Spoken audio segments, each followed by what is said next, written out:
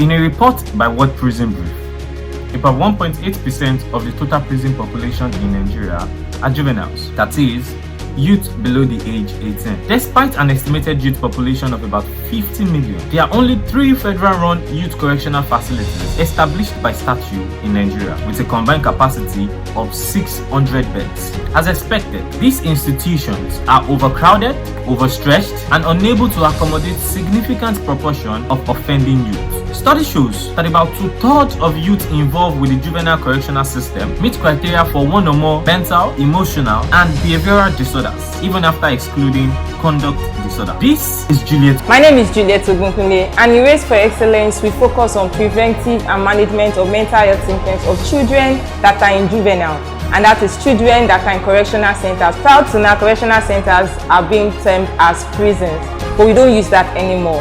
And so in the area of preventive, what we do is to ensure that children that have conflicts with the law or children that were picked by police, we try to ensure that they are mentally aware, assess them and help them in terms of their mental health. The founder of the NGO that focuses on the mental and emotional needs of incarcerated youth in this juvenile correctional center, Raised for Excellence. In management of mental health symptoms with children in juvenile center, we've come to realize that most of them exhibit behaviors that could be related to mental health symptoms. For instance, some of them maybe they've been exposed to some conditions or environment that have had effect in terms of trauma and all the rest.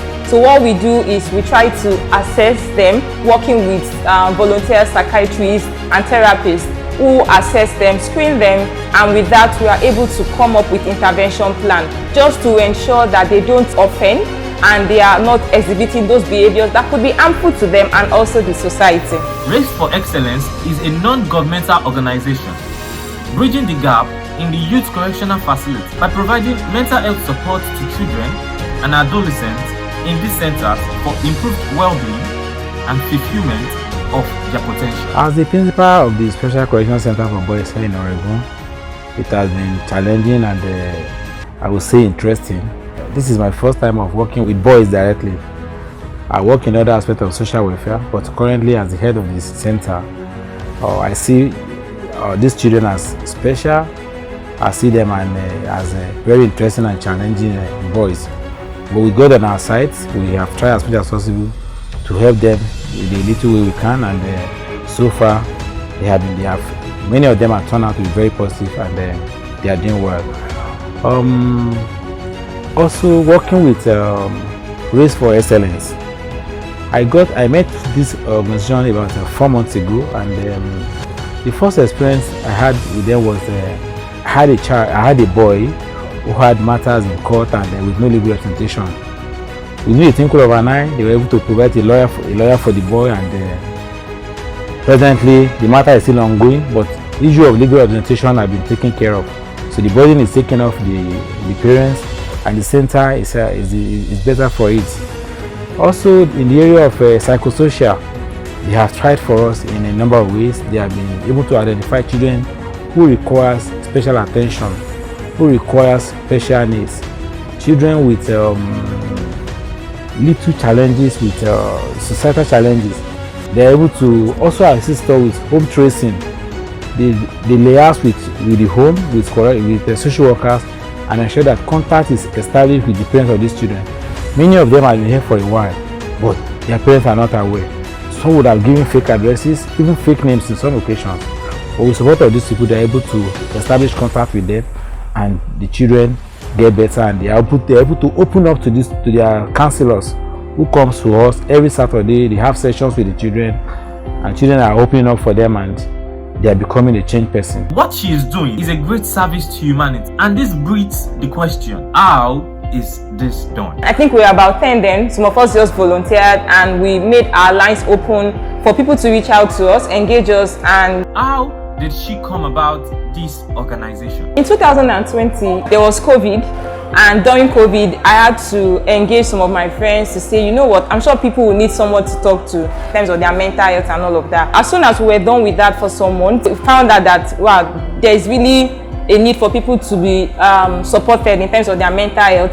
And one of the area that we wanted to start with was children that were in correctional center. It wasn't our plan to come into correctional center and remain there. We just wanted to use it as a starting point. Come into correctional center, support children in terms of their mental health, and move elsewhere. When we came to the juvenile center, we found out that there is more need than those needs that we found with the adults, and it's been a great one all along. And children that are in juvenile center, it's not because they want to be here, or it's not because they are bad, because there's always that stigma people have with regarding to children that are in juvenile center.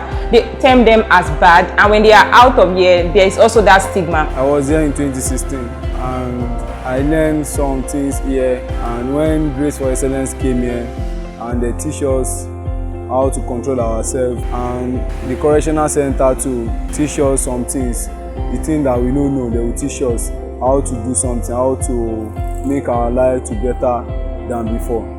And I thank God they released me on Thursday, May, and I will go back to my work, mechanical engineering. I will learn in 6 months. After 6 months, I will collect my certificates and I will be a better person in life. The juvenile correctional facilities accommodate 3 categories of children and adolescents, which are children in conflict with the law, children in need of care and protection, and the children beyond parental control. If the mental health and the emotional needs of these valuable and desperate children and adolescents are not acknowledged and treated, it can result in violence, crime, disability, substance abuse, suicide, lost productivity, and family discord. Meet one of the volunteers at the NGO. As a volunteer, working for Race Person has been great because we work with their minds, we work with their behavior, so we have to counsel them, we provide counselors for them, we work with the counselors, the NGOs, the volunteers, the counselors, we work hand in hand. I've been with the Race Foundation for more than 3-4 years, and I find joy doing this. Some of them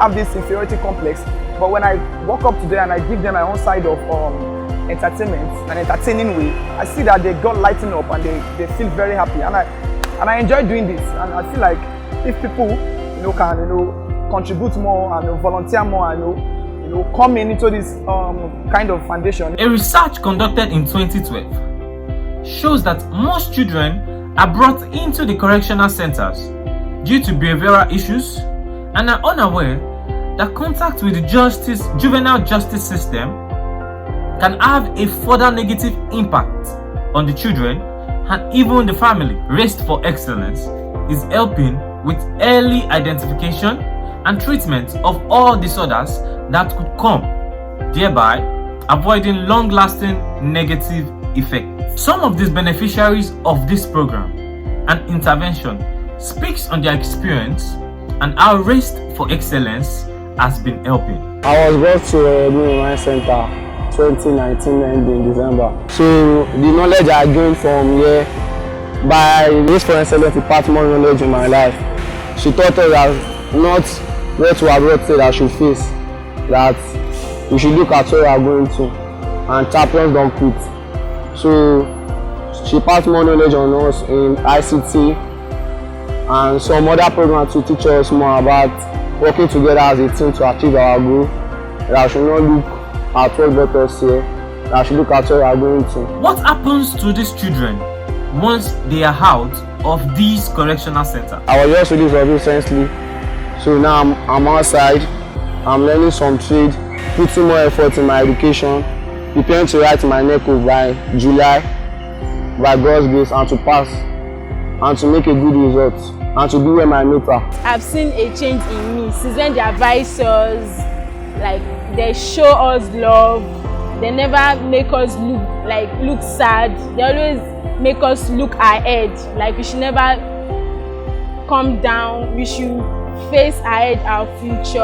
And I'm sure that by the grace of God, with everything they've imparted in my life, I'm sure I'm going to make use of it, and it's not going to lead to a bad way. Helping one person might not change the world, but it could change the world for one person.